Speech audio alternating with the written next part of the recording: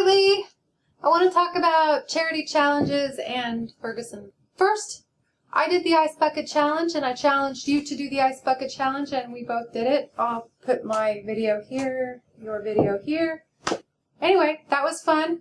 I'm in favor of activities that make giving money to charity fun.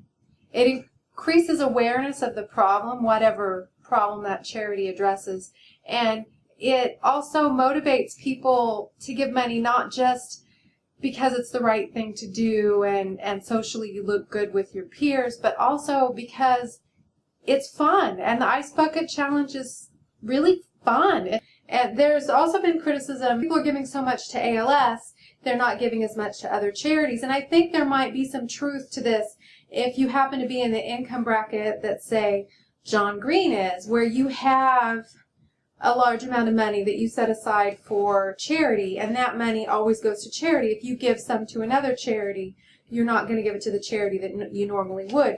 I believe that some charities are getting a little bit less money than they normally would have because people are giving to ALS. But I think for the most part, people who are giving their $10 to ALS before they dump water on their head are giving $10 that they would have spent on fast food or popcorn at the movies. It's not like they're giving money to one charity that they would have been giving to another charity. They're spending money that they would have spent on entertainment on charity. This is a benefit of making giving fun, because if giving is fun, people will spend their entertainment dollar on charity, and I think that's great. That's awesome. We should encourage that.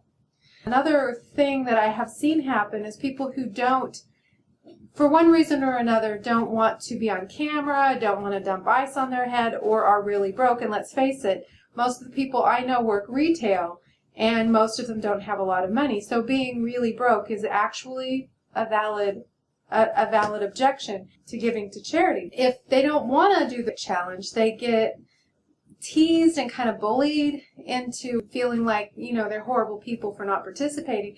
And I think that's bad. Honestly, I don't want to is enough of a reason, and we should move on and leave a person alone. We're not in middle school. Not that it was okay in middle school.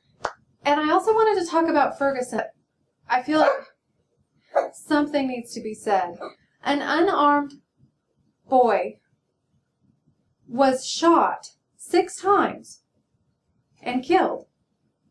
And I could be wrong. I don't understand everything that happened. I think really that's everything we know for sure, because witness accounts are variable. We know that a police officer shot an unarmed young man 6 times. If that unarmed young man had been white, we would have a different view of the situation. And because of that fact, I think we need to really step back and reevaluate. It's just, yes, I stand behind the police in general, but in this one case, I'm thinking, I'm waiting to hear what comes out of the justice system, because it's not right. I find it startling that so many people have donated money to the officer who shot and killed the boy.